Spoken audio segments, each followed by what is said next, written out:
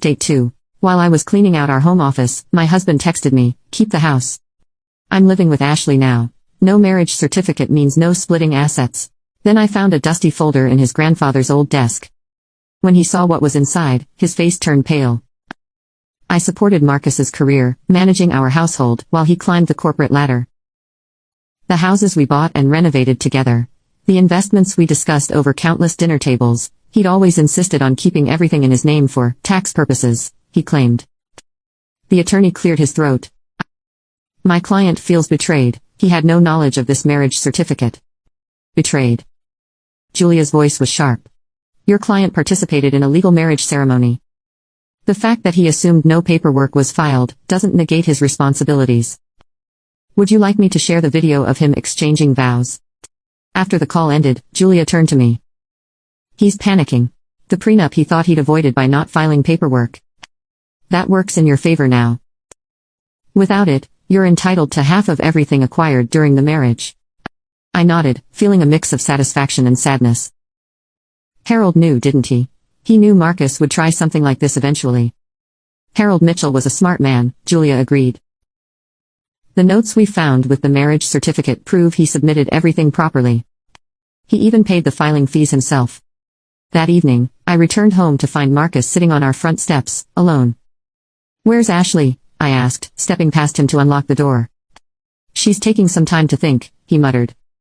"We need to talk." I left the door open but didn't invite him in. "Now you want to talk, not when you were texting me about taking everything?" He followed me into the kitchen, running his hands through his hair, a gesture I once found endearing. "You don't understand, Ashley and I, it's real. This isn't just some fling." "No," I said, turning to face him. "You don't understand, this isn't about Ashley.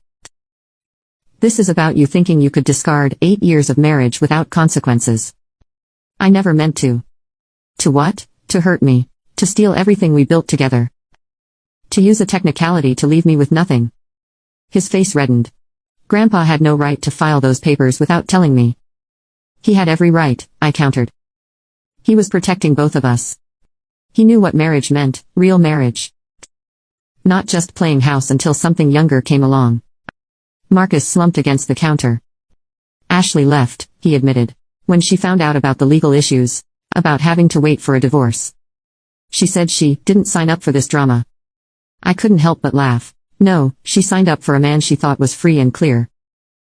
Funny how quickly people run when they realize actions have consequences. "What do you want?" he asked, his voice tired. "What I've always wanted, fairness. We built this life together, Marcus. I won't let you pretend those 8 years meant nothing." He looked around the kitchen we'd remodeled together, at the photos on the walls, the life we built. For a moment, I saw a flicker of the man I'd married. "Grandpa left me a letter," he said quietly. "In his desk, I found it yesterday." He pulled an envelope from his pocket, his hands shaking slightly. "He wrote it right after our wedding. Said he filed the papers because he saw how much you loved me, how good you were for me. He wanted to make sure I couldn't ruin it with my fear of commitment." I felt tears prick at my eyes but kept my voice steady. He was a wise man. "I was so angry when I found out about the certificate," Marcus continued. "But reading his letter, he knew me better than I knew myself. He saw what I might do, what I did do." "It doesn't change anything," I said firmly. "You still chose to leave, you still tried to take everything." He nodded, looking more defeated than I'd ever seen him.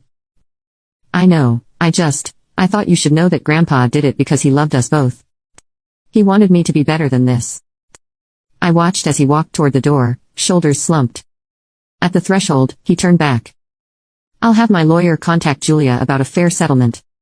No more games." After he left, I sat in Harold's old chair, now placed in my home office.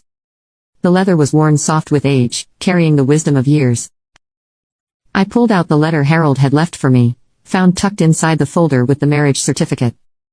"Dear Diana," it read. "If you're reading this, it means you found the certificate, and likely means you need it. I've watched you love my grandson with a patience and grace he doesn't yet deserve. I hope he grows into the man worthy of that love. But if he doesn't, know that I've made sure you're protected. Not just because it's right, but because you're the daughter I never had. Never let anyone convince you that you deserve less than everything you've worked for. I folded the letter carefully, placing it back in its envelope. Tomorrow would bring more negotiations, more legal discussions about dividing assets. But tonight, I felt at peace, protected by the foresight of a man who had seen clearly what his grandson could not. 6 months after finding Harold's hidden marriage certificate. Now you can watch the second part by pressing share and more.